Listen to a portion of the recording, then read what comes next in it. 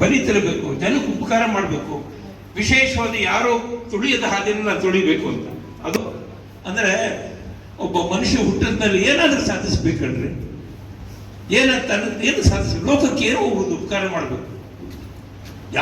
ಈಗಲೂ ನನ್ನ ಕೆಲಸ ನಾನು ಕೆಲಸ ಮಾಡ್ತಿರೋದು ಪಾಲಿ ಕನ್ನಡ ಶಬ್ದಕೋಶ ಅಂತ. ಈ ಕನ್ನಡದ ಇಡೀ ಭಾರತದಲ್ಲಿ ಕನ್ನಡದಲ್ಲಿ ಮೊಟ್ಟ ಮೊದಲ ಬಾರಿ ಬರ್ತಾ ಇರೋ ಮೊದಲನೇ ಕೋಶ ಇದು, ಪಾಲಿ ಕನ್ನಡ ನಿಘಂಟು ಅಂತ ಶಬ್ದಕೋಶ. ಯಾವುದೇ ಭಾರತೀಯ ಯಾವುದೇ ರಾಜ್ಯ ಭಾಷೆಗಳಲ್ಲೂ ಕೂಡ ಇದುವರೆಗೂ ಪ್ರಕಟ ಆಗಿಲ್ಲ. ಇನ್ನು ಪ್ರೊಫೆಸರ್ ಗೌಮ ಉಮಾಪತಿ ಶಾಸ್ತ್ರಿ ಪ್ರತಿಷ್ಠಾನ ಚಲಂತಿಮ ಕಾವಿನಕೋಟೆ ಇದೀಗ ಪೂಜ್ಯರ ಹೃದಯದಿಂದ ಪ್ರತಿಷ್ಠಾನದ ಉದ್ಘಾಟನೆ ಆಗಿದೆ.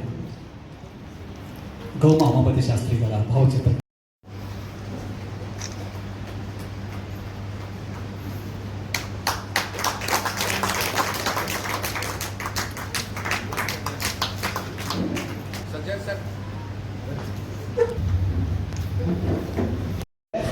ಜಯವಾಗತೈತಿ ಜಯವಾಗತೈತಿ, ಶುಭವಾಗತೈತಿ ಶುಭವಾಗತೈತಿ, ಕೇಳಿರಣ್ಣ ನೀವೆಲ್ಲ ಕೇಳಿರಣ್ಣ.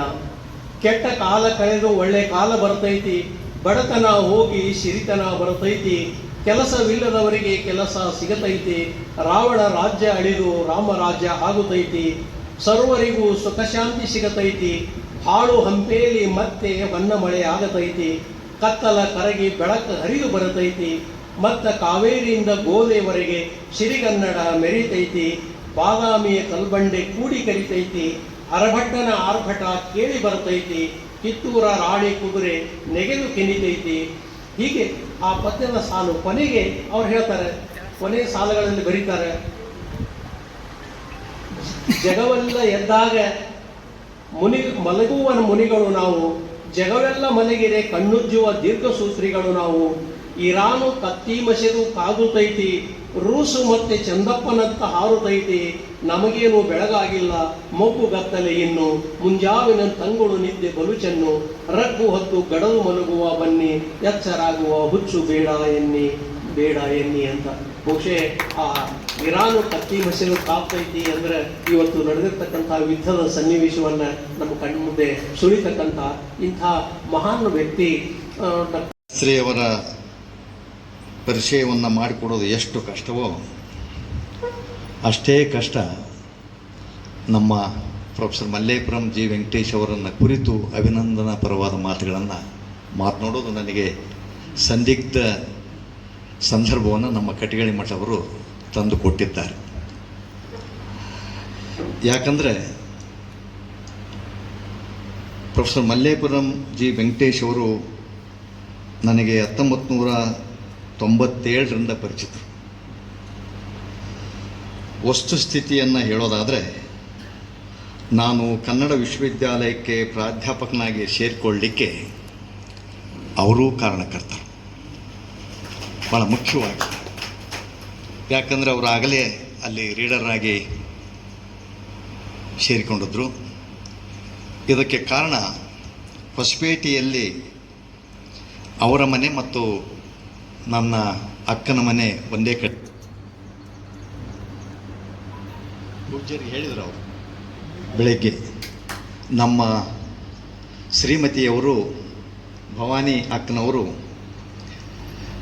ಬೆಂಗಳೂರಲ್ಲಿ ಬೇಸರಾದರೆ ಸೀದಾ ರವೀಂದ್ರವರ ಅಕ್ಕವ್ರ ಮನೆಯಲ್ಲಿ ಹೋಗಿ ಒಂದು 8 ದಿವಸ ಇದ್ದು ಮಾತಾಡಿ ಮತ್ತೆ ಬೆಂಗಳೂರಿಗೆ ಬರ್ತಾರಂತೇಳಿ. ಆ ಸಂದರ್ಭದಲ್ಲಿ ನನ್ನನ್ನು ಗುರುಗಳು ಕರೆಸ್ಕೊಂಡ್ರು. ನಾನು PhD ಮುಗಿಸ್ಕೊಂಡು ರಾಯಚೂರು ಸ್ನಾತಕೋತ್ತರ ಕೇಂದ್ರದಲ್ಲಿ, ಸೊಂಡೂರು ಸ್ನಾತಕೋತ್ತರ ಕೇಂದ್ರದಲ್ಲಿ, ಬಳ್ಳಾರಿ ಪ್ರಥಮ ದರ್ಜೆ ಕಾಲೇಜಿನಲ್ಲಿ ಉಪನ್ಯಾಸಕನಾಗಿ, ಅರೆಕಾಲಿಕ ಉಪನ್ಯಾಸಕನಾಗಿ ಇದ್ದಾಗ ಇವರು ಕರೆಸ್ಕೊಂಡು ನನ್ನ PhD ಕೃತಿಯನ್ನು ನೋಡಿದರು. ಮುಂದೆ ಯೋಗ ಕನ್ನಡ ವಿಶ್ವವಿದ್ಯಾಲಯದಲ್ಲಿ ನೇಮಕಾತಿಗೆ ನೋಟಿಫಿಕೇಷನ್ ಮಾಡಲಾಯಿತು. ಆ ಅರ್ಜಿ ಹಾಕೋದ್ರಿಂದ ಹಿಡಿದು ಸಂದರ್ಶನಕ್ಕೆ ಯಾರ್ಯಾರು ಸದಸ್ಯರು ಬರ್ತಾರೆ, ಯಾವ ರೀತಿ ಸಂದರ್ಶನವನ್ನು ನೀನು ಮಾಡಬೇಕು, ನನ್ನ ಅರ್ಜಿಯ ಪರಿಶೀಲನೆ ಇರ್ಬೋದು, ಸಂದರ್ಶನ ಪತ್ರ ನನಗೆ ಮುಟ್ಟುವವರೆಗೂ ಒಂದು ಮಾರ್ಗದರ್ಶನ ಮಾಡಿ ಕನ್ನಡ ವಿಶ್ವವಿದ್ಯಾಲಯದ ಪ್ರವೇಶಕ್ಕೆ ನಾನು ಪ್ರಾಧ್ಯಾಪಕನಾಗಿ ಕೆಲಸ ಮಾಡಲಿಕ್ಕೆ ಅವಕಾಶ ಮಾಡಿಕೊಟ್ಟಂಥ ನನ್ನ ಗುರು ಸಮಾನರು, ನನ್ನ ಮಾರ್ಗದರ್ಶಕರು, ವಿಶೇಷವಾಗಿ ಅವರು ನಮ್ಮ ಕುಟುಂಬದ ಒಬ್ಬ ಸದಸ್ಯರು. ಅಂಥವ್ರ ಬಗ್ಗೆ ಮಾತಾಡೋದು, ವಿದ್ವಾಂಸರು ಇವತ್ತು ನಮ್ಮ ಮಧ್ಯೆ ಇರೋದೇ ನಮ್ಮೆಲ್ಲರ ಸಂತೋಷಕ್ಕೆ ಕಾರಣವಾಗಿದೆ ಅಂತ. ಉಮಾಪತಿ ಶಾಸ್ತ್ರಿಗಳ ಅಂದರೆ ಈ ಪ್ರತಿಷ್ಠಾನ ಕೊಡಮಾಡುವಂಥ ಸಾಹಿತ್ಯ ಸಂಸ್ಕೃತಿ ಪ್ರಶಸ್ತಿಗೆ ಮೊದಲನೆಯ ಪ್ರಶಸ್ತಿ ಪುರಸ್ಕೃತರಾಗಿ ಆಯ್ಕೆಯಾಗಿದ್ದು ಪೂಜ್ಯರಿಗೂ ಮತ್ತು ಈ ಸಮಿತಿಯ ಎಲ್ಲ ಸದಸ್ಯರಿಗೂ ಭಾಳ ಸಂತೋಷವನ್ನು ಉಂಟು ಮಾಡಿದೆ. ಯಾಕೆ ಈ ಮಾತನ್ನು ಹೇಳ್ತೀನಂದರೆ, ಮಲ್ಲೇಪುರಂ ಜಿ ವೆಂಕಟೇಶ್ ಅವರು ನಮ್ಮ ಉಮಾಪತಿ ಶಾಸ್ತ್ರಿ ಅವರಷ್ಟೇ ಸರಿದೊರೆಯಾಗಿರುವಂಥ ನಮ್ಮ ಕಾಲದ ಇವತ್ತಿನ ವಿದ್ವಾಂಸರು. ವಿಶೇಷವಾಗಿ ಸಂಸ್ಕೃತ, ಕನ್ನಡ, ಪಾಲಿ ಈ ಭಾಷೆ ಸಾಹಿತ್ಯ ಸಂಸ್ಕೃತಿಯಲ್ಲಿ ಸವ್ಯಸಾಚಿಗಳವರು. ಎಲ್ಲ ಭಾಷೆಯಲ್ಲಿ ಅಷ್ಟೇ ಸಮಾನವಾದ ವಿದ್ವತ್ತನ್ನು ಪಡೆದಂಥವರು. ಒಂದು ಮಾತನ್ನು ಇಲ್ಲಿ ನಾನು ನೆನಪಿಸಬೇಕು. ಕನ್ನಡ ಸಾಹಿತ್ಯದಲ್ಲಿ ಆಗಾಗ ಕೆಲವು ವೈರುಧ್ಯತೆಗಳು ನಡೀತಾವೆ. ಅವು ಸಕಾರಾತ್ಮಕ ವೈರುಧ್ಯತೆಗಳವು, ನಕಾರಾತ್ಮಕ ವೈರುಧ್ಯತೆಗಳಲ್ಲ, ಸಕಾರಾತ್ಮಕವಾದಂಥ ವೈರುಧ್ಯತೆಗಳು ಇರ್ತವೆ. ಬಹುಶಃ ಈ ವೈರುಧ್ಯತೆಗಳಲ್ಲಿ ಕುವೆಂಪು ಮತ್ತು ಬೇಂದ್ರೆಯವರನ್ನು ದೃಷ್ಟಿಯಲ್ಲಿ ಇಟ್ಕೊಂಡು ನೋಡಿದರೆ ಅದೇ ಮಾದರಿಗೆ ನಮ್ಮ ಮಲ್ಲೇಪುರಂ ಜಿ ವೆಂಕಟೇಶರು ಬಂದು ನಿಲ್ತಾರೆ. ಕುವೆಂಪು ಅವರು ಸಾಮಾನ್ಯ ಸಮುದಾಯದಿಂದ ಬಂದಂಥವರು.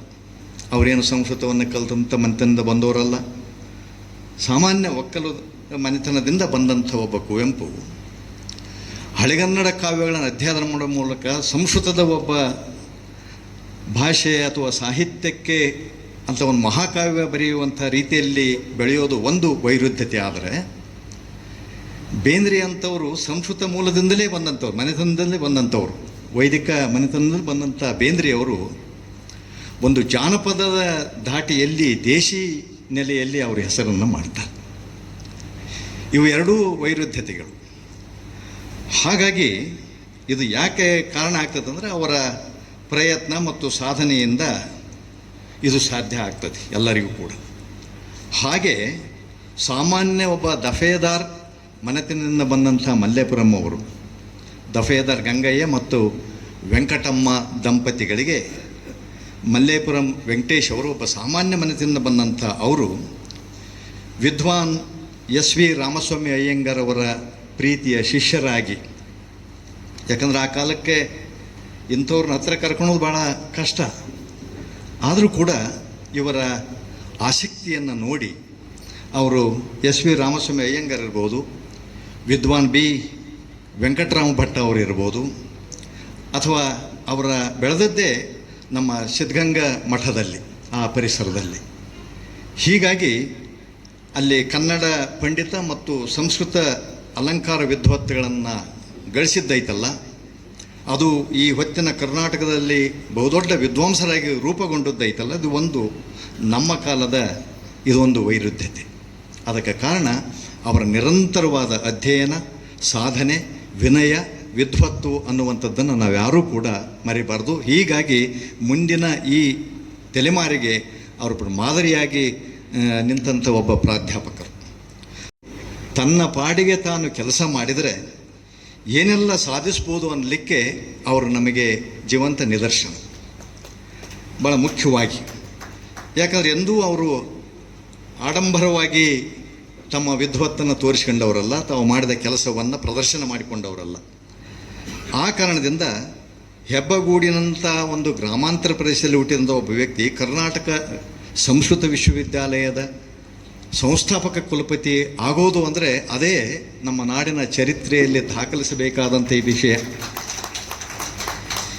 ಅಷ್ಟು ಸರಳವಾದದ್ದೇನೂ ಅಲ್ಲ ಅದು. ಮನೆ ಮಾತನ್ನೇ ಸಂಸ್ಕೃತವನ್ನಾಗಿ ಆಡುವಂಥ ಎಷ್ಟೋ ವಿದ್ವಾಂಸರಿದ್ದಾಗ ಒಂದು ಅಲೆಮಾರಿ ಸಂಸ್ಕೃತಿಯಿಂದ ದಲಿತ ಸಮುದಾಯದಿಂದ ಬಂದಂಥ ಒಬ್ಬ ವ್ಯಕ್ತಿಯನ್ನು ಕರ್ನಾಟಕ ಸಂಸ್ಕೃತ ವಿಶ್ವವಿದ್ಯಾಲಯ ಕೈಬೀಸಿ ಕರೆದು ಮೊದಲನೇ ಸ್ಥಾನವನ್ನು ಒಬ್ಬ ಕುಲಪತಿಯನ್ನಾಗಿ ಮಾಡಿದತನ್ನೋದಾದರೆ ಅದರ ಹಿಂದೆ ಇವರ ಅಧ್ಯಯನದ ಪರಿಶ್ರಮ ಎಷ್ಟಿರಬೇಕು ಅನ್ನುವಂಥದ್ದನ್ನು ನಾವು ಗಮನಿಸಬೇಕು. ಅದು ಈ ಕಾಲದಲ್ಲಿ ಇದು ಭಾಳ ಮುಖ್ಯ. ಆ ಕಾರಣದಿಂದ ನಾವು ಮಲ್ಲೇಪುರಂ ಜಿ ವೆಂಕಟೇಶ್ ಅವರ ಇಂಥದ್ದೊಂದು ಪಾಂಡಿತ್ಯ ಅಥವಾ ವಿದ್ವತ್ತಿಗೆ ನಾವೆಲ್ಲರೂ ಕೂಡ ಅಭಿಮಾನವನ್ನು ಪಡಬೇಕು. ಅವರು ಅಧ್ಯಯನವನ್ನು ನಿರತರಾಗಿದ್ದಾರೆ. ಅದ್ರ ಜೊತೆಗೆ ಅಲ್ಲಮ್ಮನ ಬೆಳಗಿನ ವಚನಗಳು, ಅದಕ್ಕಿಂತಲೂ ಹೆಚ್ಚಾಗಿ ಸಂಸಿ ಬೂಷ್ಣೂರ್ ಮಟ್ಟವರ ಕೃತಿ ಏನು ಶೂನ್ಯ ಸಂಪಾದನೆಯ ಪರಾಮರ್ಶೆ, ಇವೆಲ್ಲವೂ ಕೂಡ ಮಲ್ಲೇಪುರಂ ಜಿ ವೆಂಕಟೇಶ್ ಅವರ ಮೇಲೆ ಈ ಕೃತಿಯ ಅಂದರೆ ಅಲ್ಲಮನ ಕಥನದ ಬಗ್ಗೆ ಬರಲಿಕ್ಕೆ ಇವೆಲ್ಲವೂ ಕೂಡ ಪ್ರೇರಣೆ ಆಗಿರುವಂಥ ಅಂಶಗಳು. ಮತ್ತು ಅಲ್ಲಮ್ಮನ ಎಷ್ಟು ಸರಳವಾಗಿ ಅಲ್ಲಿ ಪರಿಚಯ ಮಾಡಿಕೊಡ್ತಾರೆ ಅಂದರೆ, ಯಾಕಂದರೆ ಎಲ್ಲರೂ ತಿಳ್ಕೊಂತಾರೆ, ಆದರೆ ಸರಳವಾಗಿ ಬರೆಯೋದು ಭಾಳ ಕಷ್ಟ. ಅವರು 3 ನೆಲೆಯಲ್ಲಿ ಅಲ್ಲಮನ ಕಥನವನ್ನು ಇಲ್ಲಿ ನಿರೂಪಿಸ್ತಾರೆ. 3 ನೆಲೆಯಲ್ಲಿ. ಒಂದು ಅಲ್ಲಮನ ವಚನಗಳ ಮೂಲಕ, ಎರಡನೇದು ಚಾಮರಸನ ಪ್ರಭುಲಿಂಗಲೀಲೆಯ ಮೂಲಕ, ಮೂರನೇದು ಶೂನ್ಯ ಸಂಪಾದನೆ ಮೂಲಕ. ಇಡೀ ಅಲ್ಲಮನ ಚರಿತ್ರೆ ಈ 3 ನೆಲೆಯಲ್ಲಿ ತಿಳಿದು ಬರ್ತದೆ. ಅಲ್ಲಮನ ವಚನದ ಮೂಲಕ ಪ್ರಭುದೇವರ ಅಂತರಂಗದ ವಿಕಾಸವನ್ನು ಅವರು ಕಟ್ಟಿಕೊಡುವಂಥ ಪ್ರಯತ್ನ ಮಾಡ್ತಾರೆ. ವಚನಗಳೇನದವಲ್ಲ ಅವು ನಮ್ಮ ಶರಣರ ಅಂತರಂಗದ ಅನುಭವದ ಮಾತುಗಳವು. ಹಾಗಾಗಿ ಅಲ್ಲಮ ಪ್ರಭುಗಳ ವಚನದ ಮೂಲಕ ಅಂತರಂಗದ ವಿಕಾಸದ ಹಲವು ಮಜಲುಗಳನ್ನು ಮುಖಾಮುಖಿ ಮಾಡಿಸುವಂಥ ಪ್ರಯತ್ನವನ್ನು ಆ ಕೃತಿಯಲ್ಲಿ ಮಲ್ಲೇಪುರಂ ಸರ್ ಅವರು ಮಾಡ್ತಾರೆ. ಎರಡನೇದು ಏನಂದರೆ ಚಾಮರಸನ ಪ್ರಭುಲಿಂಗಲೀಲೆಯ ಮೂಲಕ ಅಲ್ಲಮನ ಬಹಿರಂಗ ವ್ಯಾಪಾರ ಮತ್ತು ಸಾಧನೆಯ ಕಥಾಪ್ರಸಂಗಗಳನ್ನು ನಿರೂಪಿಸಲಿಕ್ಕೆ ಪ್ರಯತ್ನ ಮಾಡ್ತಾರೆ. ಮೂರನೇದು ಶೂನ್ಯ ಸಂಪಾದನೆ ಮೂಲಕ ಅಲ್ಲಮನ ವ್ಯಕ್ತಿತ್ವವನ್ನು, ಅಂದರೆ ಸಾಧಕನ ಸ್ವರೂಪ, ಶರಣರ ಜೊತೆಗಿನ ಅಲ್ಲಮನ ಸಂವಾದ, ಇವುಗಳ ಮೂಲಕ ಆತನ ಭೂಮಾ ವ್ಯಕ್ತಿತ್ವವನ್ನು ಈ ಶೂನ್ಯ ಸಂಪಾದನೆಯಲ್ಲಿ ಗುರುತಿಸುವಂಥ ಪ್ರಯತ್ನವನ್ನು ಮಾಡ್ತಾರೆ. ಇದು ಈ ನಾಡಿಗೆ ಮಲ್ಲೇಪುರಂ ಅವರು ಕೊಟ್ಟಂಥ ಅಲ್ಲಮನ ಕಥನ. ಇದು ಒಂದು ದೃಷ್ಟಿಯಿಂದ ಮುಂದಿನ ಚರಿತ್ರೆ ಇದು. ಇಂಥದ್ದೊಂದು ಅಪರೂಪದ ಕೃತಿಯನ್ನು ಇವರು ಬರೀತಾರೆ. ಇತ್ತೀಚೆಗೆ ಅವರು ದಿಟದ ದೀವಟಿಗೆ ಅನ್ನುವಂಥದ್ದನ್ನು ತಮ್ಮ ಆತ್ಮಕಥೆಯನ್ನು ಬರೆದಿದ್ದಾರೆ. ನಾವೆಲ್ಲರೂ ಓದಬೇಕಾಗಿರುವಂಥ ಒಂದು ಸಂಗತಿ. ಅಲ್ಲಿ ಮಲ್ಲೇಪುರಂ ವೆಂಕಟೇಶ್ ಅವರ ಏನು ಆಚಾರ್ಯ ಶಂಕರಾಚಾರ್ಯ ಇರ್ಬೋದು, ಅಲ್ಲಮಪ್ರಭು ಇರ್ಬೋದು, ಈ ನಾಗಾರ್ಜುನ ಇರ್ಬೋದು, ಈ 3 ಜನರ ಉಪಾಸಕರವರು, ಅವನು ಹೆಚ್ಚು ಓದ್ಕೊಂಡಂಥವ್ರು. ಹಾಗಾಗಿ ಅಲ್ಲಿ 3 ಸಂಗತಿಗಳನ್ನು ಮಲ್ಲೇಪುರಂ ವೆಂಕಟೇಶ್ ಅವರ ತಮ್ಮ ಆತ್ಮಕಥೆಯಲ್ಲಿ ಪ್ರಚುರಪಡಿಸ್ಲಿಕ್ಕೆ ಪ್ರಯತ್ನ ಮಾಡ್ತಾರೆ. ಅಲ್ಲಿ ಏನಂದರೆ ಇರುವು, ಮರೆವು, ಅರಿವು, ಇವು ಬಹಳ ಅರ್ಥಗರ್ಭಿತವಾಗಿರುವಂಥ ಪದಗಳು. ಅವರು ಹೇಗೆ ಅದನ್ನು ವ್ಯಾಖ್ಯಾನ ಮಾಡ್ತಾರೆ ಅಂದರೆ, ಈ 3ರ ಬಗೆಗಿನ ಚಿಂತನೆಗಳು ಅವರ ಬರಹದಲ್ಲಿ ಕಾಣಿಸ್ಕೊಳ್ತವೆ, ಇಡೀ ಒಟ್ಟು ಅವರ ಸಾಹಿತ್ಯದ ಬರಹದಲ್ಲಿ.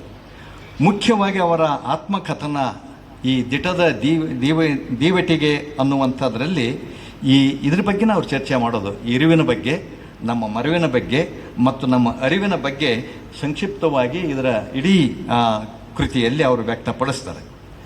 ಅಂದರೆ ಅವರಲ್ಲಿ ಹೇಳ್ತಾರೆ, ಇರುವಿಕೆಯ ಬೆಲೆಯಿಂದಾಗಿ ಮಾನವ ಮರವಿನ ಲೋಕಕ್ಕೆ ಸಂದು ಹೋಗುತ್ತಾನೆ, ಸರಿದು ಹೋಗುತ್ತಾನೆ. ನಾವು ಇರೋದರಿಂದಲೇ ಇರುವಿಕೆಯ ಬೆಲೆಯಿಂದಾಗಿ ಮಾನವ ಮರವಿನ ಲೋಕಕ್ಕೆ ಸಂದು ಹೋಗುತ್ತಾನೆ. ಈ ಇರುವು ಮರವು ಒಂದೇ ನಾಣ್ಯದ 2 ಮುಖಗಳಿವು. ಇವತ್ತು ಓಂಪತಿ ಶಾಸ್ತ್ರಿಗಳಿದ್ದರು, ಇವತ್ತು ಅವರು ಮತ್ತೆ ನಾವು ನೆನಪು ಮಾಡಿಕೊಳ್ತಾ ಇದ್ದೇವೆ. ಹಾಗಾಗಿ ಇದು ಈ 2 ಒಂದೇ ನಾಣ್ಯದ 2 ಮುಖಗಳಿವು. ಹಾಗಾಗಿ ನಾವೆಲ್ಲರೂ ಕೂಡ ಈ ಇರುವು ಮರವಿನ ಜೊತೆಗೆ ಅರಿವಿನ ಮುಖದತ್ತ ನಾವು ಹೊರಳಬೇಕು ಅನ್ನುವಂಥ ಒಂದು ಸಂದೇಶವನ್ನು ತಮ್ಮ ಆತ್ಮಚರಿತ್ರೆ ಮೂಲಕ ಕೊಡ್ತಾರೆ. ನಾವೆಲ್ಲರೂ ಜ್ಞಾನವಂತರಾಗಬೇಕು, ಅರಿವನ್ನು ನಮ್ಮದನ್ನಾಗಿ ಮಾಡ್ಕೋಬೇಕು ಅಂತ ಹೇಳ್ತಾರೆ. ಸಮಾರಂಭದ ಭೇಟಿಯಾಗಿದ್ದು ಆಗ ಅವರು ಅಲ್ಲಿ ಹಸ್ತಪ್ರತಿ ಶಾಸ್ತ್ರಗಳ ಸೂಚಿ ಕೆಲಸವನ್ನು ಮಾಡ್ತಾಯಿದ್ರು. ನನಗೆ ಅದಕ್ಕಿಂತ ಹೆಚ್ಚಾಗಿ ಅವರ ವಿವೇಕ ಚಿಂತಾಮಣಿ ನಿಜಗುಣ ಶಿವಯೋಗಿಗಳ ವಿವೇಕ ಚಿಂತಾಮಣಿ ನನ್ನನ್ನು ಬಹಳ ಆಕರ್ಷಣೆ ಮಾಡಿದ್ದು. ಅದನ್ನು ಅದರ ಆರಂಭದ ಮೊದಲನೇ ಮುದ್ರಣದ ಪ್ರತಿ, ನಂತರದಲ್ಲಿ 2ನೇ ಮುದ್ರಣವಾಯಿತು. ಆ ಪ್ರತಿಗಳನ್ನು ನಾನು ಓದಿದಾಗ ನನಗೆ ಎಷ್ಟು ಸಂತೋಷ ಮತ್ತು ಆಶ್ಚರ್ಯ ಆಯಿತು ಅಂದರೆ, ಅಲ್ಲಿವರೆಗೂ ವಿವೇಕ ಚಿಂತಾಮಣಿ ಮೇಲೆ ಅಂಥ ಒಂದು ಒಳ್ಳೆಯ ಸಮರ್ಪಕವಾದ ಸಂಪಾದನಾ ಕಾರ್ಯ ನಡೆದಿರಲಿಲ್ಲ. ಆನಂತರ ನನಗೆ ಇನ್ನೂ ಬೆರಗಾಗಿದ್ದು ಶ್ರೀ ನಂದಿಮಠರವರ ಸಾಕ್ಷಾತ್ ಆಗಿದ್ದರು ಅನ್ನೋದು. ಕಲ್ಯಾಣ ಕರ್ನಾಟಕದಲ್ಲಿ ಶ್ರೀ ನಂದಿಮಠ ಅಂತವರು, ಶ್ರೀ ಬಸವನಾಳ ಅಂತವರು, ನಮ್ಮ ಮೈಸೂರು ಭಾಗದಲ್ಲಿ ಡಾಕ್ಟರ್ ಡಿ ನರಸಿಂಹಾಚಾರ್ಯರು, ಮಹಾಮಹೋಪಾಧ್ಯಾಯರ ನರಸಿಂಹಾಚಾರ್ಯ, ತೀನಂ ಶ್ರೀಕಂಠಯ್ಯ, ಡಾಕ್ಟರ್ ಎಂ ಚಿದಾನಂದಮೂರ್ತಿ ಅಂತವರು. ಕಿತ್ತೂರು ಕರ್ನಾಟಕದಲ್ಲಿ ಆ ಕಡೆ ಆರ್ ಸಿ ಹಿರೇಮಠ ಅಂಥವರು, ಡಾಕ್ಟರ್ ಎಂ ಕಲಬುರ್ಗಿ ಅಂಥವರು, ಡಾಕ್ಟರ್ ಬಸವರಾಜ್ ಅಂಥವರು, ಎಷ್ಟೊಂದು ಜನಗಳ ನಡುವೆ ತುಂಬ ಕೀರ್ತಿ ಕಳಿಸಿದಂತಿದ್ದಂಥವರು ನಮ್ಮ ಉಮಾಪತಿ ಶಾಸ್ತ್ರಿಗಳು. ಆದರೆ ಅವರಿಗೆ ಉಮಾಪತಿ ಶಾಸ್ತ್ರಿಗಳು ಯಾರು ಮೇಲೆ ಹೇಳಿದಂತೆ ವಿದ್ವಾಂಸರಿದ್ದರೋ, ಅಂದರೆ ಹಸ್ತಪತಿ ಶಾಸ್ತ್ರದಲ್ಲಿ ಆ ಸಂಪಾದನಾ ಕ್ಷೇತ್ರದಲ್ಲಿ ಏನು ಕೆಲಸ ಮಾಡಿದರೋ ಅದಕ್ಕೆ ಸಮದಂಡಿಯಾಗಿ ಕೆಲಸ ಮಾಡಿದವರು ಉಮಾಪತಿ ಶಾಸ್ತ್ರಿಗಳು. ನಾನು ಸಮದಂಡಿ ಅಂತ ಒಂದು ಶಬ್ದ ಬಳಸ್ತಾ ಇದ್ದೀನಿ. ನೋಡಿ, ಒಂದು ಬಾಗಲಕೋಟೆ ಬಸವರ ಕಾಲೇಜಿನಲ್ಲಿ ಒಬ್ಬ ಹಿಂದಿ ಪ್ರಾಧ್ಯಾಪಕರಾಗಿ ಅವ್ರು ಕೆಲಸ ಮಾಡ್ತಾ ಈ ಕೆಲಸಗಳನ್ನು ಅವಿರತವಾಗಿ ಮಾಡ್ತಾ ಹೋದರು. ಅವರು ನಿಜವಾದ ಅರ್ಥದಲ್ಲಿ ಯಾವನೇ ಒಬ್ಬ ವಿದ್ವಾಂಸನಿಗೆ ಯಾವ ಅಪೇಕ್ಷೆಗಳಲ್ಲೂ ಇಲ್ದೇನೆ ತನ್ನ ಪಾಡಿಗೆ ಕೆಲಸ ಮಾಡ್ತಾ ಹೋದರೆ ಅದು ಆ ಕೆಲಸ ಏನಿರುತ್ತಲ್ಲ ಅದನ್ನು ಮಾತ್ರ ಉಳಿಯುತ್ತೆ. ಏಕೆ ಅಂತ ಹೇಳಿದ್ರೆ ಯಾವುದೇ ಒಬ್ಬ ವ್ಯಕ್ತಿಯ ಅಂಶಿಕ ರೂಪ ಯಾವುದು ಅಂದರೆ ಅವನ ಕೃತಿಗಳೇ. ಉಮಾಪತಿ ಶಾಸ್ತ್ರಿಗಳು ಮಾಡಿದ ಕೆಲಸಗಳಿದೆಯಲ್ಲ, ವ್ಯಕ್ತಿಂತ ಮಾಡಿರ್ಬೋದು, ಅವರ ಮುಂದಿನ ಹಸ್ತಪ್ರತಿ ಸೂಚಿಗಳ ಮೇಲೆ ಮಾಡಿದ ಕೆಲಸಗಳು ತುಂಬ ಬೆಲೆಯುಳ್ಳಂಥ ಕೆಲಸಗಳದು. ಆಗಲೇ ವಯೋಧರ್ಮದಿಂದ ಸಾಕಷ್ಟು ಅವರು ಇದಾಗಿದ್ದರು. ಆದರೆ ಅವರ ಉತ್ಸಾಹ ಇದೆಯಲ್ಲ ಎಲ್ಲೂ ಕೂಡ ಕಳ್ಕೊಂಡಿರಲಿಲ್ಲ. ನಾನು ಅವರನ್ನ ನಂತರದಲ್ಲಿ ಚಂದ್ರಶೇಖರ್ ಕಂಬಾರು ಪ್ರಥಮ ಕುಲಪತಿಗಳಾಗಿ ಕನ್ನಡ ವಿಶ್ವವಿದ್ಯಾಲಯಕ್ಕೆ ಬಂದಾಗ ಉಮಾಪತಿ ಶಾಸ್ತ್ರಿಗಳು ನಮ್ಮ ವಿಶ್ವವಿದ್ಯಾಲಯಕ್ಕೆ ಬಂದಿದ್ದರು. ಹೀಗೊಂದು 2-3 ಸಲ ಅವರನ್ನು ಭೇಟಿ ಮಾಡಿ ಅವರ ವಿವೇಕಚಿಂತಾಮಣಿ ಬಗ್ಗೆ ನಾನು ಕೆಲವು ಮಾತುಗಳು ಹೇಳಿದ್ದೆ. ಅವಾಗ ನನ್ನ ಕೈ ಹಿಡಿದು, ನೀವು ನಿಮ್ಮಂಥವರಾದರೂ ಅಂಥ ಕೃತಿ ಬಗ್ಗೆ ಪ್ರಶಂಸಾಯುಕ್ತವಾದ ಮಾತುಗಳು ಹೇಳ್ತಾ ಇದ್ರಲ್ಲ. ನಾನು ಹೇಳಿದೆ, ಹಿಂದೆ ಶಬ್ದನಿದರ್ಪಣವನ್ನು ಲಿಂಗಣ ಅಧ್ಯಯನ ವೃತ್ತಿ ಮತ್ತು ಟೀಕು ಜೊತೆಗೆ ಮದ್ರಾಸ್ ವಿಶ್ವವಿದ್ಯಾಲಯ ಪ್ರಕಟ ಮಾಡಿತು. ಅದಕ್ಕೆ 130 ಪುಟಗಳ ಒಂದು ವಿಸ್ತಾರವಾದ ಮುನ್ನುಡಿಯನ್ನು ಬರೆದರು. ಇದೊಂದು ಪರಂಪರೆ ಇದೆ. ಈ ಪರಂಪರೆಗೆ ಪೂನಾ ಬಂಡರ್ ಓರಿಯೆಂಟಲ್ನಿಂದ ಬಂದಂಥ ಪುಸ್ತಕಗಳಲ್ಲೂ ಕೂಡ ಟೆಕ್ಸ್ಟು ಒಂದು 120-130 ಪುಟ ಇದ್ದರೆ ಅದಕ್ಕೆ ವಿಸ್ತಾರವಾದಂಥ ಪ್ರಸ್ತಾವನೆ ಇದ್ದಿದ್ದು 180-200 ಪುಟದ ಪ್ರಸ್ತಾವನೆ. ಅದಕ್ಕೆ ಬೇಕಾಗುವ ಅನುಬಂಧಗಳು ಇದೆಯಲ್ಲ, ಈ ಕೆಲಸ ಮಾಡ್ತಾ ಇದ್ದಿದ್ದು ಪೂನಾದಿಂದ ಒಂದು ಮಾರ್ಗದರ್ಶಕವಾಗಿದೆ. ಇದನ್ನು ನಂತರದಲ್ಲಿ ಬಂದಂಥವರು ಕಾರ್ಯಕ್ರಮದ ಪ್ರಸ್ತಾವನೆ ಅನ್ನೋದು 20 ಪುಟ 15 ಪುಟಕ್ಕೆ ಇಳಿತು. ಅನುಬಂಧಗಳು ಮತ್ತಷ್ಟು ಕಡಿಮೆ ಆದವು. ಅಂದರೆ ನಮಗೆ ಈ ಸಂಪಾದನಾ ಕಾರ್ಯದಲ್ಲಿ ತಮ್ಮ ವಿದ್ವತ್ತನ್ನು ಹೇಗೆ ಬಳಸ್ಕೋಬಹುದು ಅನ್ನೋದಕ್ಕೆ ಉಮಾಪತಿ ಶಾಸ್ತ್ರಿಗಳ ಈ ಕೆಲಸವನ್ನು ನಾವು ಗಮನಿಸಬೇಕು. ಆರಂಭ ಆಗಿದ್ದು ಮತ್ತು ಅವ್ರ ಬಗ್ಗೆ ಡಾಕ್ಟರ್ ಕಾವ್ಯ ಅನ್ನೋರು ಮೊದಲನೇ ಬಾರಿಗೆ ಕನ್ನಡ ವಿಶ್ವವಿದ್ಯಾಲಯದಲ್ಲಿ ಒಂದು PhD ಅವರ ಸಮಗ್ರ ಸಾಹಿತ್ಯ ಕುರಿತು ರವಿನಾಥ್ ಅವರ ಮಾರ್ಗದರ್ಶನದಲ್ಲಿ ಬಂದಿದೆಯಲ್ಲ, ಇವೆಲ್ಲವೂ ಕೂಡ ನಮ್ಮಲ್ಲಿ ಇನ್ನೂ ವಿದ್ವತ್ತು, ಅದರ ಜಲಚಿಹ್ನೆ ನಮ್ಮಲ್ಲೂ ಇದೆ. ಅದು ಸಾಂಗೋಪಾಂಗವಾಗೋದು ಹರಿಯುತ್ತೆ ಅನ್ನೋದಕ್ಕೊಂದು ಸೂಚನೆ. ಯಾಕೆಂದರೆ ಈ ದಿನಮಾನಗಳಲ್ಲಿ ಅಧ್ಯಯನ ಅನ್ನೋದು ಇದೆಯಲ್ಲ, ಅದು ತುಂಬ ಕಡಿಮೆ ಆಗ್ತಿರೋ ಕಾಲಘಟ್ಟ ಇದು. ಒಂದು ಉಪನಿಷತ್ತಲ್ಲಿ ಒಂದು ಮಾತಿದೆ, ಸ್ವಾಧ್ಯಾಯ ಪ್ರವಚನಾಭ್ಯಾಮ್ ನ ಪ್ರಮುದಿತವ್ಯಂ ಅಂತ.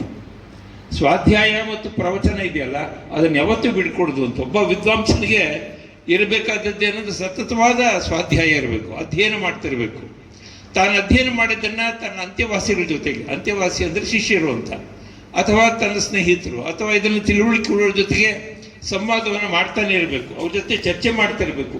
ಒಂದು ಬೌದ್ಧಿಕ ವಿಕಾಸ ಹಾಗಾಗಬೇಕು. ನಮ್ಮ ಪ್ರಾಚೀನ ಪರಂಪರೆಯಲ್ಲಿ 2 ಅಂಶಗಳಿದ್ವು. ಒಂದು ಇಂಟೆಲೆಕ್ಚುಯಲ್ ಆದಂಥ ಒಂದು ಕಾನ್ಷಿಯಸ್ನೆಸ್ಸು, ಇನ್ನೊಂದು ಇಂಟ್ಯೂಷನ್ ಕಾನ್ಷಿಯಸ್ನೆಸ್ ಅಂತ ಕರಿತೀವಿ. ಒಂದು ಇಂಟೆಲೆಕ್ಚುಯಲ್ ಪರ್ಸ್ಪೆಕ್ಟಿವ್ ಇತ್ತು, ಇನ್ನೊಂದು ಕಡೆ ಇಂಟ್ಯೂಷನ್ ಪರ್ಸ್ಪೆಕ್ಟಿವ್ ಇತ್ತು. ಈಗ ಏನಾಗಿದೆ ಅಂದರೆ ಬರೀ ಇಂಟೆಲೆಕ್ಚುಯಲ್ ಅಬ್ಬರ ಇದೆ, ಆದರೆ ಇಂಟ್ಯೂಷನ್ ಅನ್ನೋದಿಲ್ಲ. ಇಂಟ್ಯೂಷನ್ ಅಂದರೆ ಅಂತಃಸ್ಫುರಣ ಅಂತ, ಅದು ಒಳಗಡೆ ಒಂದು ಬೆಳೀತಿರ್ತಕ್ಕಂಥದ್ದು. ಇಂಟೆಲೆಕ್ಚುಯಲ್ ಅಂತ ಹೇಳಿದ್ರೆ ನಾನಾ ಶಾಸ್ತ್ರಗಳನ್ನು, ನಾನಾ ಗ್ರಂಥಗಳನ್ನು ಅಭ್ಯಾಸ ಮಾಡಿ ಅದರ ಜೊತೆಗೆ ಒಂದು ಇನ್ನರಾದಂಥ ಕೊರಲೇಟಿವ್ ಮಾಡಿಕೊಳ್ಳುವ ಒಂದು ವಿಧಾನ. ಅದು ಏನೋ ಗೊತ್ತಿಲ್ಲ ನನಗೆ. ನಾನು ನಮ್ಮ ರವಿನಾಥ್ ಹೇಳಿದಾಗೆ ನಾನೊಬ್ಬ ಒಂದು ದಲಿತ ಸಮುದಾಯದಲ್ಲಿ ಹುಟ್ಟಿದೆ. ಅದು ಯಾತಕ್ಕೆ ನನ್ನನ್ನು ಇಷ್ಟೊಂದು ಪ್ರಬಲವಾಗಿ ಆಕರ್ಷಣೆ ಮಾಡಿತು, ನಾನು ಹೇಗೆ ಬಂದೆ ಅನ್ನೋದು ನನಗೆ ವಿಸ್ಮಯ. ಅದು ಆಗ ನೋಡೋದಾದರೆ ನಾನೆಲ್ಲ ಒಂದಷ್ಟು ಸಗಣಿ ಬಾಚಿಕೊಂಡು ಎಲ್ಲ ಕೂಲಿ ಕೆಲಸ ಮಾಡಿಕೊಂಡು ಇರಬೇಕಾದವು. ನಾನು ಬಹುಶಃ ನನ್ನ ಬದುಕಿನಲ್ಲಿ ಅದಿರೋದನ್ನು ಒಂದು ತಿರುವು ಪಡಿತು. ಆ ತಿರುವು ಹೇಗಾಯಿತು ಅಂತ ಹೇಳಿದ್ರೆ ತರಗತಿ 5, 6, 7ನೇ ತರಗತಿಯಲ್ಲಿ ಇದ್ದಾಗ ಓದೋಕೆ ಶುರು ಮಾಡಿದ್ವಿ. ಏನು ಸಿಕ್ಕಿದ್ರು ಓದ್ತಾ ಇದ್ದೆ ನಾನು. ಅದು ಯಾಕೆ ಹಾಗೆ ಓದ್ತಾ ಇದ್ದ ಅದು ನನಗೂ ಗೊತ್ತಿಲ್ಲ. ಒಳಗಡೆ ಒಂದು ದೈವ ನನ್ನೊಳಗಡೆ ಕುಂಡ್ರಿಸಿ ಈ ಕೆಲಸಗಳನ್ನು ಮಾಡಿಸಿದ್ದು ಅಂತ ಅಂದ್ಕೊಂಡಿದ್ದೇನೆ. ಇದಕ್ಕೆ ಅಂಚಿನಿಂದ ದಾಟ್ತಾ ಇದ್ದೇನೆ. ಈಗಲೂ ಕೂಡ ನನಗೆ ಸುಮಾರು 4-5 ಗಂಟೆಗಳ ಕಾಲ ಅಭ್ಯಾಸ ಮಾಡ್ತೇನೆ ನಾನು. ಅದು ಅನೇಕ ಹೊಸ ಪುಸ್ತಕಗಳು, ಬೇರೆ ಬೇರೆ ಥರದೆಲ್ಲ. ಪಾಲಿ ಕನ್ನಡ ಶಬ್ದಕೋಶ ಅಂತ ನಾನು ಸ್ವಾಮೀಜಿಯವರ ಹತ್ರ ಹೇಳ್ತಾ ಇದ್ದೆ. ಈ ಕನ್ನಡದ ಇಡೀ ಭಾರತದಲ್ಲಿ ಕನ್ನಡದಲ್ಲಿ ಮೊಟ್ಟ ಮೊದಲ ಬಾರಿ ಬರ್ತಾ ಇರುವ ಮೊದಲನೇ ಕೋಶ ಇದು, ಪಾಲಿ ಕನ್ನಡ ನಿಘಂಟು ಅಂತ ಶಬ್ದಕೋಶ. ಯಾವುದೇ ಭಾರತೀಯ ಯಾವುದೇ ರಾಜ್ಯ ಭಾಷೆಗಳಲ್ಲೂ ಕೂಡ ಇದುವರೆಗೂ ಪ್ರಕಟ ಆಗಿಲ್ಲ. ಇನ್ನು ಅದು ಇಂಗ್ಲಿಷ್ನಲ್ಲಿ ಸಂಗ್ರಹವಾಗಿ ಈಗ 120 ವರ್ಷಗಳ ಹಿಂದೆ ಲಂಡನ್ ಪಾಲಿ ಟೆಕ್ಸ್ಟ್ ಸೊಸೈಟಿ ಅವರು ತಂದಿದ್ರು. ಪಾಲ್ ಲೀಡ್ಸ್ ಅಂತ ಅಂದ್ಬಿಟ್ಟು ಒಬ್ಬ ವಿದ್ವಾಂಸ 120 ಪುಟಗಳ ಒಂದು ನಿಘಂಟು, ಸಂಕ್ಷಿಪ್ತ ನಿಘಂಟು. ನಾನು ವಿಸ್ತೃತವಾದಂಥ ಒಂದು ಎಟಮಾಲಜಿಕಲ್ ಡಿಕ್ಷನರಿ ಮಾಡಿದೆ, ಪದವ್ಯುತ್ಪತ್ತಿ ಕೋಶ ಅಂತ ಅದನ್ನು ಕರೀತಾರೆ. ಅಂಥ ಕೋಶವನ್ನು ಈ ಕೆಲಸವನ್ನು ಈಗ ಮಾಡ್ತಾ ಇದ್ದೇನೆ. ಈ ಮಾಡುವ ಸುಕುಮಾರ್ ಸರ್ ಕನ್ನಡ ಸಾಹಿತ್ಯ ಲೋಕಕ್ಕೆ ಅವರು ಹುಟ್ಟಿ ಬಂದ ಪರಿಸರ ಮತ್ತು ಜೀವನದ ಪರಮ ಸತ್ಯ. ಈ ಹುಟ್ಟು ಸಾವಿನ ಮಧ್ಯೆ ನಾವು ಮಾಡುವ ಒಳ್ಳೆಯ ಕೆಲಸಗಳು ಮಾತ್ರ ಶಾಶ್ವತ. ಎಲ್ಲವನ್ನು ಹುಡುಕಿ ತರತಕ್ಕಂಥ ವ್ಯವಸ್ಥೆಯನ್ನು ನಮ್ಮ ಇಬ್ಬರೂ ಮಾತಾಡಿಕೊಂಡು ಮುಚ್ಚಿ ಹೋದಂಥ ಒಬ್ಬ ಶಾಸ್ತ್ರಿಗಳವರ ಇತಿಹಾಸವನ್ನು ಹೊರಗೆ ತರತಕ್ಕಂಥ ಕೆಲಸವನ್ನು ಅವರು ಮಾಡಿದ್ರು. ಅವರು ಭಾಳಷ್ಟು ಅದ್ಭುತವಾದ ಕೆಲಸವನ್ನು ಶಾಸ್ತ್ರಿಗಳು ಮಾಡಿದ್ರು. ನಾವು ಸಣ್ಣವರಿದ್ದಾಗ ನೋಡ್ತಿದ್ವಿ, ನಮ್ಮ ಮನೆಗೆ ಬರ್ತಿದ್ರು ಅವರು. ಅವರು ಲಗ್ನ ಆಗಿದ್ದೆ ನಮ್ಮ ಮನೆಯೊಳಗೆ. ಭಾಳ ಸಣ್ಣವರಿದ್ದು ನಾವೆಲ್ಲ, 6ನೇ ಎತ್ತು 7ನೇ ಎತ್ತಿನ ಜನ ನಾವೆಲ್ಲ. ಆವಾಗ ಕನ್ಯೆ ನೋಡೋಕೆ ಬಂದರು ಅವರು. ಕನ್ಯೆ ನೋಡೋಕೆ ಕರ್ಕೊಂಡು ಬಂದ್ರೆ ಉಳಿದವರೆಲ್ಲ ಕನ್ಯೆ ನೋಡೋಕೆ ಬಂದ್ರೆ ಪಗಾರ ಎಷ್ಟು, ಅದೆಷ್ಟು, ಇದೆಷ್ಟು, ಮನೆ ಆಯಿತೋ ಏನಾಯ್ತು ಅಂತೆಲ್ಲ ಕೇಳ್ತೀವಿ ನಾವೆಲ್ಲ. ಆದರೆ ಅವ್ರು ಬಂದಾಗ ನೋಡಿದ್ದೇನು ಅಂತಂದ್ರೆ ಇದ್ರಿಗೆ ಬರ್ತದಂಕ್ಲೆ ಆ ಮಠದಾಗ ತಾಡೋಲೆದೊಂದು ದೊಡ್ಡದೊಂದು ಪುಸ್ತಕ, ಒಂದು ಪೆಟ್ಟಿಗೆ ಇತ್ತು. ಆಗ ಹಳೆ ಜನ ನಿಮಗೆಲ್ಲ ಗೊತ್ತಿರ್ತಕ್ಕಂಥ ಕಟ್ಟಿಗೆ ಪೆಟ್ಟಿಗೆ ಇರ್ತಿದ್ದು ಮನೆಯೊಳಗೆಲ್ಲ. ಸುಮಾರು 3.5 ಫೂಟ್ ಉದ್ದ ಇರ್ತದು, 2 ಫೂಟ್ ಎತ್ತರ ಇತ್ತು. ಅದ್ರ ತುಂಬ ಬರೀ ತಾಡೋಲೆ ಗ್ರಂಥಗಳಿದ್ದು. ಅವನ್ನೆಲ್ಲ ನೋಡಿದ ತೆಗೆದು ನೋಡಿ ಏನಿದ್ದು ಪೆಟ್ಟಿಗೆ ಅಂತಂದ ಅವರು. ಕನ್ಯೆ ನೋಡಕ್ಕೆ ಬಂದವರು ಪೆಟ್ಟಿಗೆ ನೋಡಕತ್ತೀರ ಅವರು. ಇಷ್ಟು ಅವರು ಹಳಕಟ್ಟಿ ಅವ್ರದ್ದು ಏನು ಕೇಳ್ತೀವಲ್ಲ ಹಂಗೈತೆ ಅವ್ರದ್ದೆಲ್ಲ ಅಷ್ಟು. ಅದನ್ನು ನೋಡಿದವರು, ಇಲ್ಲ ನೀವು ಕನ್ಯೆ ನೋಡಕ್ಕೆ ಬಂದಿರ, ಸ್ವಲ್ಪ ತಡ್ರಿ ಆಮೇಲೆ ನೋಡ್ತೇನೆ ಅಂತಂತೇಳಿ ಅದನ್ನು ತೆಗಿಸಿದ್ರು. ಧೂಳ್ತಿ ಎಲ್ಲ ಅಷ್ಟು, ನಾವು ಸಣ್ಣವರೆಲ್ಲ ಅಷ್ಟು. ಆಮೇಲೆ ನೋಡಿದ್ರು, ಆಮೇಲೆ ನೋಡ್ತೇನೆ ಅಂತ ಇಟ್ಟು ಆಮೇಲೆ ನಾವೇನು ಏನು ಅವ್ರು ಬಂದರು, ಲಗ್ನ ಆಯ್ತು, ಮನೆಗೆ ಬಂದರು ಅಂತಂದ್ರೆ ಮಂದಿ ಕೂಡ ಮಾತಾಡ್ತಿದ್ದಿಲ್ಲ, ತಾಡವಲೆ ಕೂಡ ಮಾತಾಡ್ತಿದ್ರು ಅವರು. ಅವೆಲ್ಲ ತಾಡವಲೆ ಅವ್ರ ಮನೆಗೆ ತೊಗೊಂಡೋದ್ರು ಆಮೇಲೆ ಎಲ್ಲ ಅಷ್ಟು. ಅವಾಗಿಂದನೂ ನಾನು ನೋಡ್ಕೊತ ಬಂದೆ. ಲಾಸ್ಟಕ್ಕೆ ಇವರೆಲ್ಲ ಹೇಳಿದಂತೆ ಇದೇನು ವಿವೇಕ ಚಿಂತಾಮಣಿಗೆ ಅವ್ರೇನು ಪ್ರಸ್ತಾವನೆಯನ್ನು ಬರೆದ್ರು. 3000 ಮಠದಿಂದ ಅದು ಪ್ರಿಂಟ್ ಆಗಬೇಕಾಗಿತ್ತು. ಸುಮಾರು 1 ವರ್ಷದಿಂದ 3000 ಮಠ ಜಗತ್ತುಗಳಿಗೂ ಅವರಿಗೂ, ಹಿಂದೆ ನಾನು ಹೇಳಿದ್ದೆ 3000 ಮಠ ಜಗತ್ತುಗಳಿಗೂ ಅವರಿಗೂ ವಾದ ವಿವಾದ ನಡೀತಾ ಇತ್ತು. ಆಮೇಲೆ ಅವರು 3000 ಮಠ ಜಗತ್ತುಗಳು ಕರೆದು ಒಂದು ಮಾತನ್ನು ಹೇಳಿದರು. ಇಲ್ಲೋ ನಾನು ಹೇಳಕ್ಕೆ ಹೋದ್ರೆ ಅವ್ರು ಏನಾರ ಹೇಳ್ತಾರೆ, ನಮಗೂ ಸಿಟ್ಟು ಬರ್ತದ, ಮತ್ತು ಅವರು ಏನಾರ ಹೇಳ್ತಾರೆ, ನಾನು ಬೈತೀನಿ, ಇಬ್ಬರಿಗೂ ಜಗಳನೇ ಐತಿ, ಮತ್ತು ಇಬ್ಬರು ಕೂಡ ಕಲ್ತವ್ರು, ನಾವೇನು ಮಾಡೋಕ್ಕೆ ಬರೋಂಗಿಲ್ಲ. ಅದಕ್ಕೆ ಅದು ಹೆಂಗಾರ ಮಾಡೋದು ಪ್ರಿಂಟ್ ಬರ್ಸೋದನ್ನ ಅಂತಂದ್ರೆ ಅವ್ರು ರೊಕ್ಕ ಕೇಳ್ತಾರ್ರಿ ಅಂತ ಹೇಳಿದ್ ನಾನು. ಕೊಡ್ತೀನಪ್ಪ ಬರಿಸಿ ಬಿಡೋ ಕಡೆ ಅಂತ ಹೇಳಿ. ಆಮೇಲೆ ನಾನು ಮತ್ತೆ ಇಲ್ಲಿ ಫೋನ್ ಮಾಡಿದೆ ಅವ್ರಿಗೆ. ಇಲ್ಲಿ ಇದ್ರು ಅವಾಗ ನಾನು 3000 ಮಠದಲ್ಲಿ ಇದ್ದೆ. ಅವಾಗ ಫೋನ್ ಮಾಡಿ ಹಿಂಗೈತೆ ಇಲ್ಲೋ ಅವ್ರು ಜಪ್ನೋಡ್ದಾರ ರೊಕ್ಕ ಕೊಡೋದಲ್ಲ ಅಂತ ಇವ್ರು ಶಾಸ್ತ್ರಿಗಳು. ಅವ್ರು ರೊಕ್ಕ ವಿಚಾರ ಮಾತಾಡಬೇಡ್ರಿ, ರೊಕ್ಕ ನಾನು ಕೊಡ್ತೀನಿ, ನೀವು ಅದನ್ನು ಬರ್ದಾರ ಕೊಡ್ರಿ ಅಂತ. ಹಂಗಾರೆ ಬರ್ಕೊಡ್ತೀನಿ ತಡಿ ಅಂತ ಹೇಳಿ ಬಂದ್ರು. ಅಲ್ಲಿಗೆ ಬಾಗಲಕೋಟೆ 3000 ಮಠಕ್ಕೆ ಬಂದರು ಅವರು. 3000 ಮಠಕ್ಕೆ ಬಂದು ಒಂದು ಕಂಬಕ್ಕೆ ಕೂತ್ಕೊಂಡ್ರು. ಅದನ್ನು ಇವತ್ತೇನೋ ನಿನ್ನೆ ಮೊನ್ನೆ ಓದ್ತಾ ಇದ್ದೆ. ಇದು ವೀರನಾರಾಯಣ ಕುಮಾರವ್ಯಾಸ ಭಾರತವನ್ನು ಒಂದು ಕಂಬಕ್ಕೆ ಕೂತು ಬರದ ಅಂತ ಹೇಳಿ ನಿನ್ನೆ ಒಂದು ಸಣ್ಣ ಪುಸ್ತಕವನ್ನು ಓದಬೇಕಾದ್ರೆ ಅದನ್ನು ಓದ್ತಾ ಇದ್ದೆ. ಹಾಗೆ ಇವರು ಬಂದ 3000 ಮಠದಾಗ ಪೋನ್ ಹಾಲಿತ್ತು, ಅಜ್ಜಾರು ಕೂತ್ಕೊಳ್ಳೋ ಜಾಗ. ಆ ಕಂಬಕ್ಕೆ ಕೂತ್ಕೊಂಡ್ರು.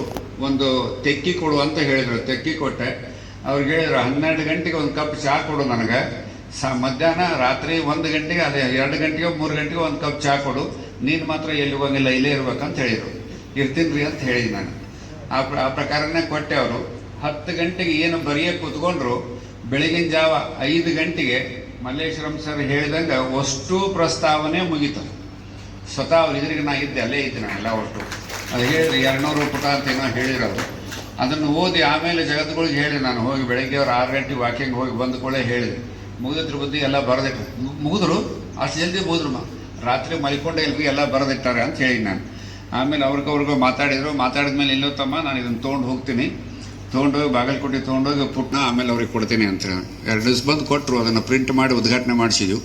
ಅದು ಪ್ರಿಂಟಿಗೆ ಕೊಟ್ಟಾಗ ಆರ್ ಸಿ ಹಿರೇಮಠರು ಅವ್ರು ಹೇಳಿದಂಗೆ ಆರ್ ಸಿ ಹಿರೇಮಠರು ಅದಕ್ಕೆ ಪ್ರಸ್ತುತ 4 ಮಾತುಗಳನ್ನು ಬರೆದು ಕೊಟ್ಟರು. ಅವರು ಅಲ್ಲೇ ಇದ್ದೆ, ನಾನು ಅವಾಗೂ ಅಲ್ಲೇ ಇದ್ದೆ. ಬಿಡುಗಡೆ ಮಾಡೋಕ್ಕೆ ಬಂದಾಗ ಅಲ್ಲೇ ಇದ್ದೆ. ಒಂದು ಮಾತನ್ನು ಹೇಳಿದ, ಲೋ ಮಾರಾಯ, ಇದನ್ನು ನನಗೆ ಬರೆದು ಕೊಟ್ಟಿದ್ರೆ ನನಗೆ PhD ಕೊಟ್ಬಿಡ್ತಿದ್ನಲ್ಲ ಆ ಕಡೆ, ಅಷ್ಟು ಚಲೋ ಬರೆದಿ ನೀನು, ಹಿಂಗ್ಯಾಕೆ ಮಾಡಿ ನೀನು ಯಾಕೆ ಹೇಳಿಲ್ಲ ನನಗೆ, ಇದನ್ನು ಮೊದಲೇ ಯಾಕೆ ಹೇಳಿಲ್ಲ ಅಂತಂದ್ರೆ ಅವರು. ಆತ ನೀವು ಹೇಳಿದ್ರೆ ಅದೇ PhD ಸಾಕ್ರಿ ನನಗೆ ಅಂದ್ರೆ ಅವರು. ಅಂದರೆ ಇಷ್ಟು ವಿದ್ವಾಂಸರಿದ್ದರು ಅವರೆಲ್ಲ. ಅಷ್ಟು ಯಾಕೆ ಹೇಳಿದೆ ಅಂತಂದರೆ, ಒಂದು ಪುಸ್ತಕಗಳು ಅವ್ರ ಮುಂದಿಲ್ಲ. ಅವತ್ತು ಪ್ರಸ್ತಾವನೆ ಬರೀಬೇಕಾದ್ರೆ ಒಂದೂ ಪುಸ್ತಕಗಳಿಲ್ಲ. ಅದೇ ಹೇಳಿದಿಲ್ಲ ಸರ್, ಎಲ್ಲೋ ಏನೋ ಕರ್ಕೊಂಬಂದು ನಮ್ಮನ್ನೆಲ್ಲ ಒಟ್ಟು ಕೆಲಸ ಮಾಡಿಸ್ತದೆ ಅಂತ ಹೇಳಿದಾಗ, ಸ್ವಾಧ್ಯಾಯ ಅಂತ ಹೇಳಿದಾಗ, ಆ ಸ್ವಾಧ್ಯಾಯ ಅನ್ನೋದು ತುಂಬ ಚೆನ್ನಾಗಿತ್ತು ಅಂತಂದ್ರೆ ಇವೆಲ್ಲವೂ ಬರ್ತಕ್ಕಂಥ ತಲೆಯೊಳಗೆ ಬರ್ತಕ್ಕಂಥ ಒಂದು ವ್ಯವಸ್ಥೆ ದೇವರು ಅದಕ್ಕೆ ಕಳಿಸಿರ್ತಾರೆ. ಇವ್ರನ್ನು ಮಲ್ಲೇಪುರಂ ಸರನ್ನು ದೇವರು ಅದಕ್ಕೆ ಕಳಿಸಿದ್ದಾರೆ. ಎಲ್ಲ ಒಟ್ಟು ಅವ್ರಿಗೆ ಗೊತ್ತಿರೋದೆಲ್ಲ ಕೆಲಸ ಆಗ್ತಿರ್ತಾವೆ, ಗೊತ್ತಿರೋದೆಲ್ಲ ಕೆಲಸ ಆಗ್ತಿರ್ತಾವೆ. ನೋಡ್ತಾರೆ ಅಂದ್ರೆ ದೈವ ಅವ್ರನ್ನ ಅದಕ್ಕೆ ಕಳಿಸಿರ್ತಿರ್ತಾರೆ, ಮತ್ತೊಂದಕ್ಕೆ ಅದಕ್ಕೂ ಕಳಿಸಿರೋದಿಲ್ಲ. ಒಟ್ಟು ಆ ದೈವ ಶಕ್ತಿನೇ ಹಂಗಿರ್ತದೆ. ಅದಕ್ಕೆ ಪ್ರತಿಯೊಬ್ಬ ಲಕ್ಷಣಗಳು, ಪಕ್ಷಿಗಳ ಲಕ್ಷಣಗಳು, ಭೂಮಿ ಲಕ್ಷಣಗಳು, ಗಿಡ ಮರಗಳ ಲಕ್ಷಣಗಳು ಏನು ಒಂದು ಹೆಂಗ ಅವರು ಅರಸರು ಯಾವಾಗ ಅರಸ ಆಡಿದ್ರೋ ಯಾವಾಗ ಅರ್ದು ಬರೋದ್ರೋ ನಮಗಂತೂ ಗೊತ್ತಿಲ್ಲ. ಸರ್ ಅದನ್ನು ಹುಡುಕಿ ಹೆಂಗೆ ತೆಗೆದ್ರೋ ಏನೋ ಅದು ಗೊತ್ತಿಲ್ಲ. ಎಲ್ಲ ಒಟ್ಟು ಓದಕ್ಕಾಗಲಾರ್ದವ್ರು ನಾವಿದೀವೆಲ್ಲ ಒಟ್ಟು. ಅದಕ್ಕಂಥ ಒಂದು ಅದ್ಭುತವಾದ ಪಂಡಿತರನ್ನ ಇವತ್ತು ತಂದಿಲ್ಲಿ ಉಮಾಪತಿ ಶಾಸ್ತ್ರಿಗಳವರ ಒಂದು ಇದರಲ್ಲಿ ನಾವು ಸತ್ಕಾರ ಮಾಡ್ತಾರೆ. ನಿಜಕ್ಕೂ ನನಗಂತೂ ಬಹಳ ಸಂತೋಷ ಆಗಿದೆ. 3 ಜನ ಪಂಡಿತರೆ, ಅವರು ಸರ್ರು ಪಂಡಿತರೆ, ಅವ್ರ ಶಿಷ್ಯರು ಪಂಡಿತರೆ, ಅವ್ರ ಕೈಯೇ ಕಲ್ತವರು ಪಂಡಿತರೆ. 3 ಮಂದಿ ಕೂಡ ಬಹಳ ತುಂಬ ಚೆನ್ನಾದ ಒಂದು ಕಾರ್ಯಕ್ರಮವನ್ನು ಇವತ್ತು ಮಾಡ್ತಕ್ಕಂಥ ವ್ಯವಸ್ಥೆ. ಅದಕ್ಕೆ ಅವರ ಕೊನೆಯ ಅವಸಾನದಲ್ಲಿ ಹಿಡಿಯೋರು ಬಹಳ ಜನ ಕಡಿಮೆ ಇರ್ತಾರೆ. ವಯಸ್ಸಾದ ಮೇಲೆ ಕೈ ಬಿಡೋ ಜನನೇ ಬಹಳ.